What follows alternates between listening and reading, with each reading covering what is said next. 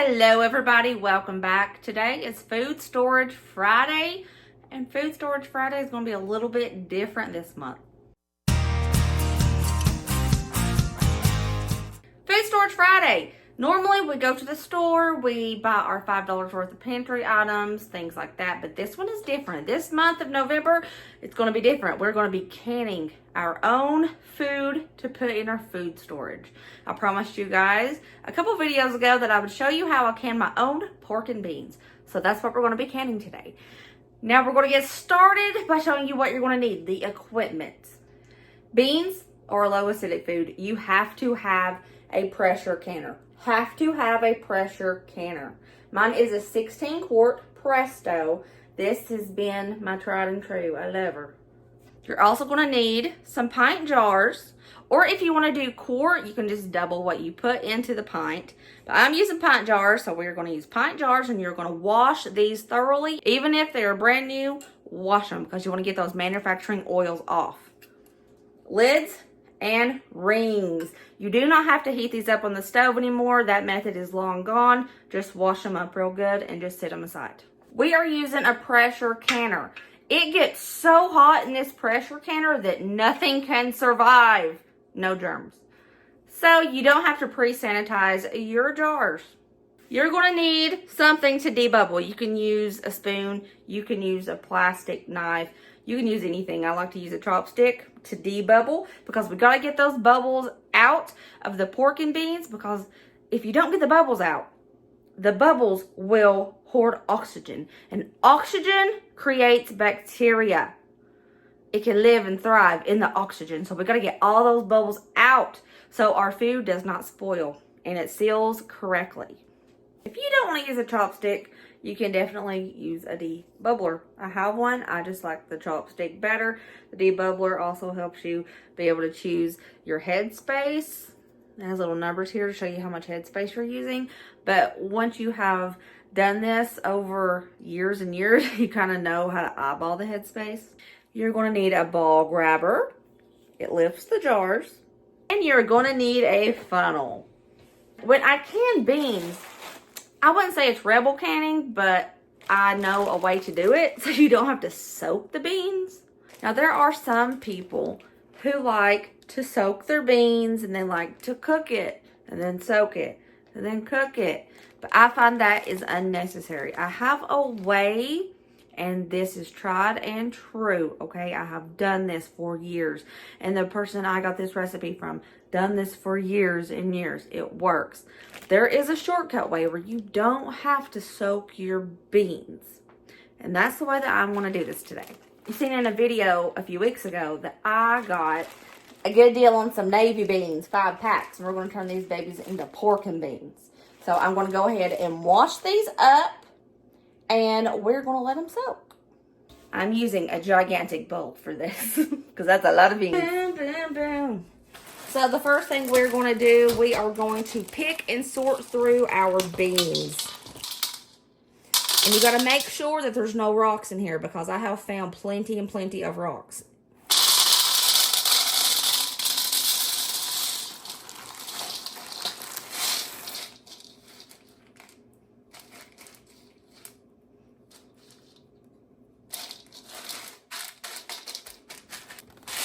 I pick out all the beans first. As we clean and rinse them, I fill it up with water, and whatever floats, I pick it out too, because that usually means the bean is bad as well.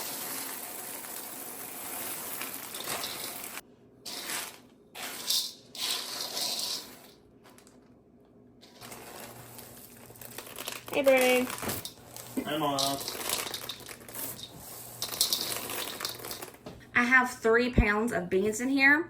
I bought 5 pounds to do, but I am going to go ahead and just start with the 3. So I picked through, and I've picked out what I can. I'm going to go ahead and start rinsing these in the sink. Here's my first round of water, and I'm just going to clean the beans as best I can. You can already see how dingy that water is. Make sure to clean those beans. Here's round 2. You can see it's noticeably cleaner water. So what I'm going to do this time, I'm going to let these soak for about 5 minutes to try to get any stuck on dirt off of the beans off. And then I'm going to run my fingers through them and rinse them again. This is my 4th rinse. I think this is going to be the final one because they're starting to look pretty clean and the water's pretty clean as well. So this time, I want to stir it up, let it set. Anything that floats, I'm going to take it out. Floater. Floater. All right, y'all, here we have it. All of our beans washed, rinsed, and picked through. Like I said, I'm just showing you how I can my pork and beans. Do your own research. This works for me. It may not work for you. My kitchen, my rules. Your kitchen, your rules. Besides navy beans, I'm going to show you a few things that you're going to need. It is pork and beans after all, so you're going to need some sliced bacon. You're going to need some tomato sauce. Now, if you want to do homemade tomato sauce, go right ahead. But the canned tomato sauce works just fine. Molasses. All Spice, Yellow Mustard, Ketchup, Worcestershire sugar sauce, dried minced onion, brown sugar. Let's prepare our canner so that it's ready when we need it. Each canner is different. My canner, which is a 16-quart Presto, calls for 3 quarts of water to be in the canner when you can your food. So I have that water in here already. To prevent the outside of the jars getting this little cloudy matter on them, put a little splash of white vinegar into your water. I'm going to put my lid on my canner. I'm not going to lock it into place. I'm not putting the weight on it. I'm just putting the lid on this so we can heat up the inside of the canner. As you see here, I have my washed pint jars. I'm using pint size. If you are using quart, just double everything that you're going to put in here. I'm going to be using my funnel. To each jar, I'm going to put a 1/2 cup of beans.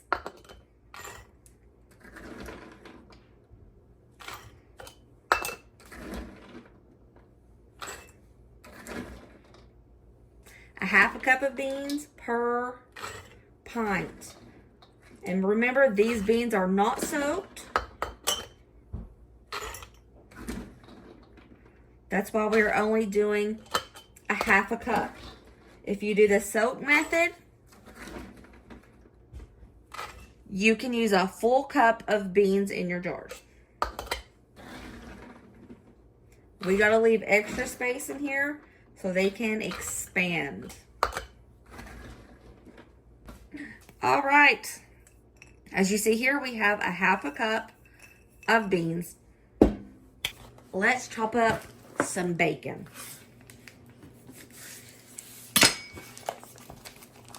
You can put as much bacon as you want into each jar. I just like to do a little handful. Just going to roughly chop it.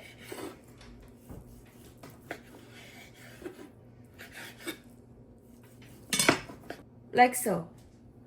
And we're going to toss in a chunk of bacon in each jar.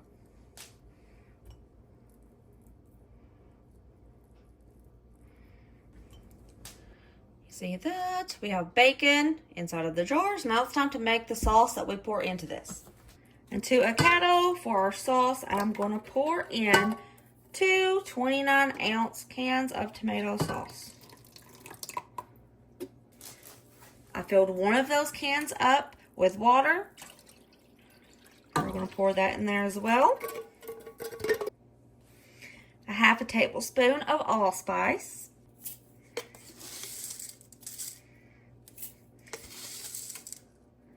A 1.5 tablespoons of minced onion. We're going to go in with 1/2 cup of molasses. 2 tablespoons yellow mustard. 3 tablespoons of ketchup. Eyeballing 3 tablespoons of Worcestershire sauce. 1 full cup of brown sugar.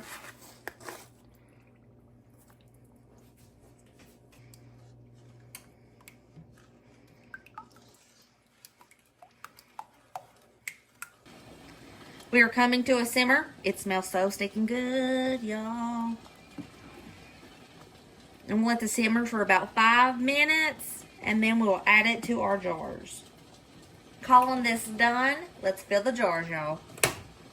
We want to leave about 1 inch of head space in each jar.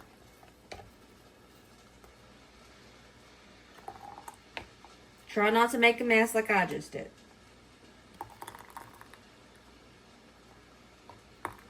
Okay.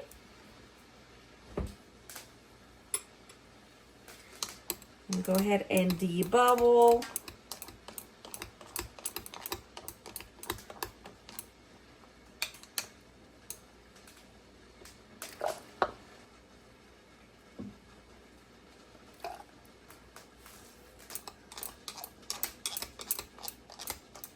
Next step, after you have filled the jars with the sauce and you have debubbled, wipe the rims with a paper towel dipped in vinegar. That vinegar is going to clean that rim, and it's going to ensure that you get a good seal.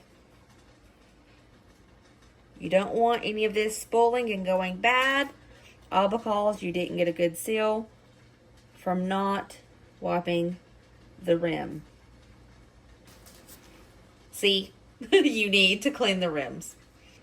Now it's time to place those flats. Put the rings on, make them fingertip tight, which means just go, don't over tighten them. You see how it stops? Then give it one more little push. Push. It's time to put these in the pressure canner. And yes, it's hot, y'all. Let's remove the lid. It is a little hot in there, so open it away from your face so you don't get scalded by that steam.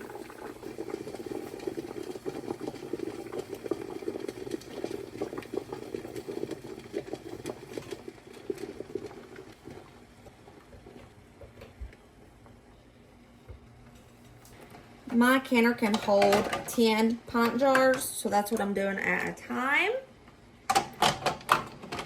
There we go. There is 10. It's time to get this cannon. Place your lid on. Lock it into place. Do not put this weight on yet.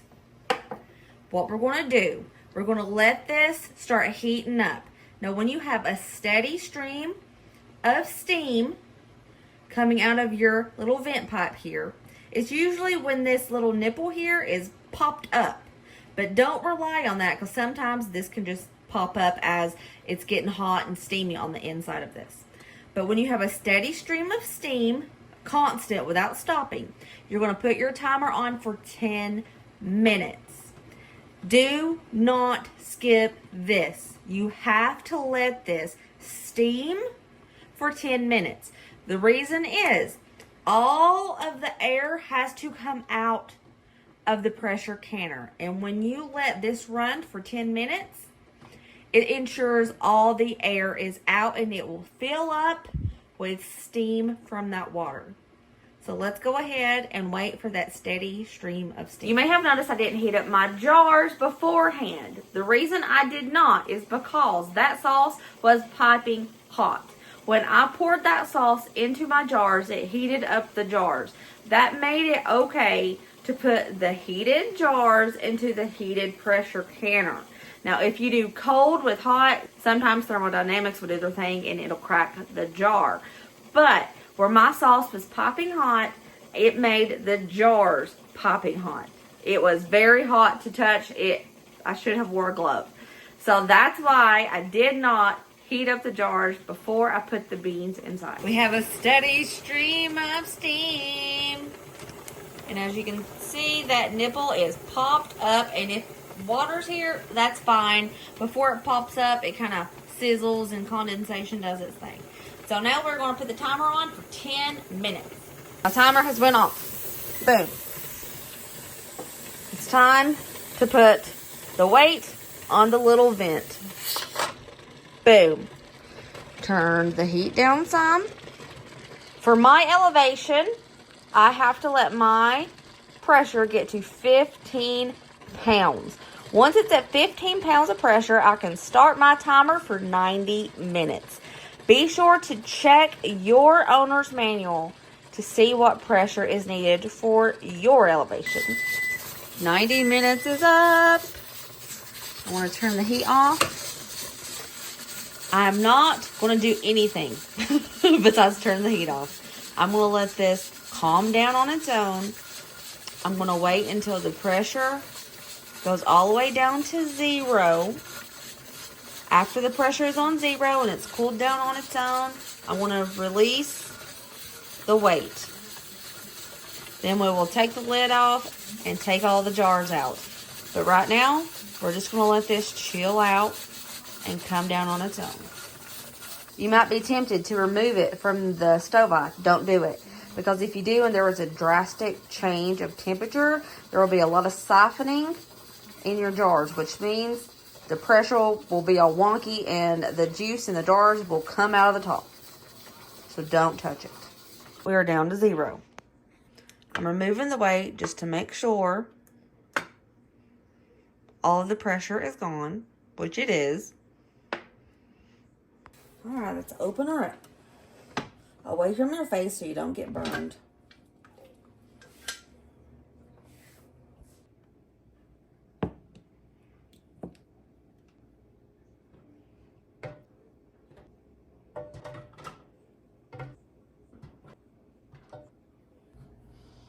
Here we go. Here's our homemade canned pork and beans. Still hot. I'm going to leave these sitting here for the next 12 to 24 hours before I do anything else to it. After they have cooled and everything has sealed, you're going to remove the rings and store these without the rings.